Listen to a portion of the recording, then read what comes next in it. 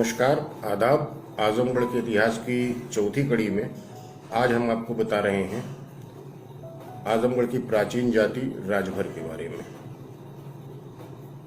आजमगढ़ में बहुत सारी प्राचीन जातियां निवास करती आई हैं, जिसमें से एक प्राचीन जाति है राजभर। जब आजमगढ़ में निषादों का शासन था तो एक जाति आई भारत और नेपाल की तराई से, जिसका नाम राजभर था। निषादों को हराया और यहाँ की ज़मीन पर अपना कब्जा जमाया। राजभरों ने जगह जगह अपने किले स्थापित किए, जो उनकी सत्ता का केंद्र हुआ करते थे। आज भी उन किलों के अवशेष जगह जगह मिट्टी के ढूढ़ों के रूप में मिलते हैं। कुछ मशहूर राजभर शासक जिनका मैं जिक्र करना चाहूँगा, उनके नाम कुछ इस प्रकार थे।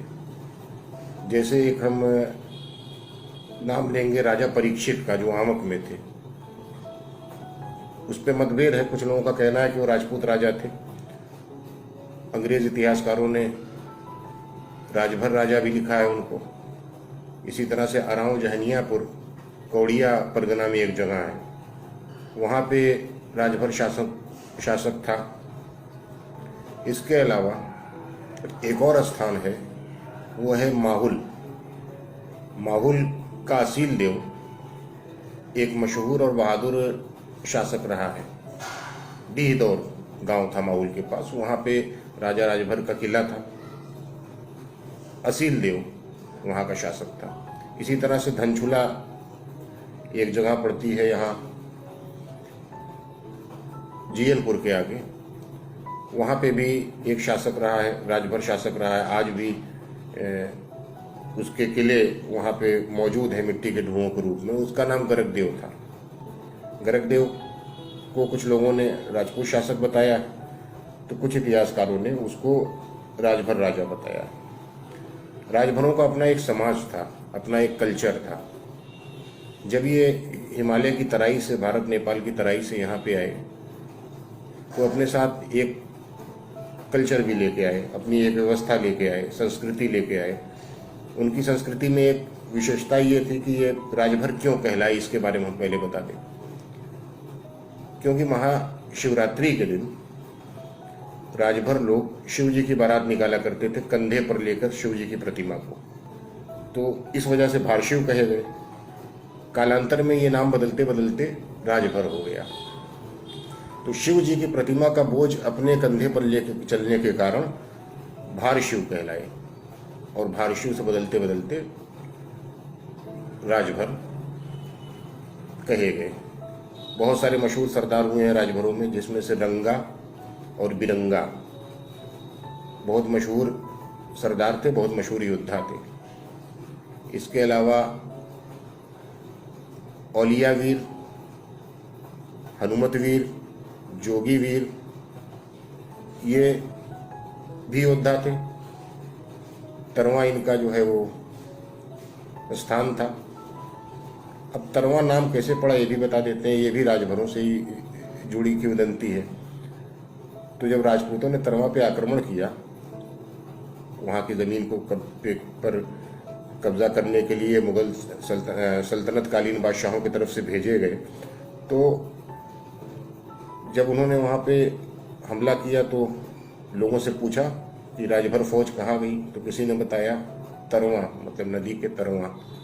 तो इसलिए उस जगह का नाम तरवा पड़ गया। राजभर लोगों की एक खासियत और रही है कि ये पहले होली का त्यौहार नहीं मनाया करते थे, क्योंकि होली के दिन ही इनकी सल्तनत समाप्त हुई थी। होली के दिन रंगा और बिरंगा की सल्तनत समाप्त हुई थी। राजभरों के बहुत मशहूर शासक थे, उनकी सल्तनत समाप्त हुई थी। इसी तरह आजमगढ़ शहर के पास एक, अब तो शहर में ही वो जगह है, हरबंशपुर मोहल्ला है। वहाँ पे भी M.A. शेरिंग अंग्रेज इतिहासकार थे, उन्होंने भी वर्णन किया है कि हरबंशपुर में राजभरों का एक विशाल कोट था। M.A. शेरिंग ने एक किताब लिखी है, उसमें अंग्रेज इतिहासकार थे, उन्होंने वर्णन किया है कि राजभरों का कोट था यहाँ हरबंशपुर में। हरबंशपुर में कोर्ट था और बड़ा मशहूर शासक वहाँ पे राज करता था। अयोध्या भर उसका नाम था, जो शासक यहाँ पे हरबंशपुर में शासन करता था। जब मुसलमानों का आगमन होता है और राजपूतों का आगमन होता है यहाँ पर आजमगढ़ की ज़मीन पर, तो राजभरों को जगह जगह वो लोग परास्त करते हैं और अपनी सत्ता स्थापित करते हैं। तो एक वीर जाति, राजभर जाति सत्ता से हटा दी जाती है। इसी ज़माने में आजमगढ़ और आसपास के इलाकों के ये शासक हुआ करते थे। कहा तो ये भी जाता है कि जो माहुल राज्य में डीह और विलेज के गांव के जो असील देव थे, वो दिल्ली सल्तनत का उनको प्रतिनिधि बनाया गया था। लेकिन बाजगोत्री राजपूत हैं जो उस गांव के आसपास के, उनका कहना है कि नहीं, असील देव हमारे पूर्वज थे। तो इसमें लेकर काफ़ी विवाद है, क्योंकि वक्त की धूल काफ़ी जम चुकी है। जितना अंग्रेज इतिहासकारों ने गजेटियर में लिखा है उतने ही प्रकाश में आता है। आज के दौर में राजभरों की स्थिति बहुत अच्छी नहीं मानी जाती है, पिछड़ गए हैं। और एक चीज़ हम ये भी देखते हैं कि जहाँ जहाँ कच्चे मकान आप राजभरों की बस्ती में सबसे ज़्यादा पाएंगे। ये नहीं कि उनको कच्चे मकान का शौक है, कारण ये है कि उनको दबाया गया। एक शासक जाति को ऐसी जगह पे ठेल दिया गया, ऐसे बना दिया गया उनको कि वो अपना समय बहुत ही पिछड़ेपन में गुजारते रहे। आर्थिक रूप से पिछड़े हैं, शैक्षिक रूप से पिछड़े हैं। और सर, आजमगढ़ के इतिहास की चौथी कड़ी में आज बस इतना ही। आगे भी वार्ता जारी रहेगी। धन्यवाद।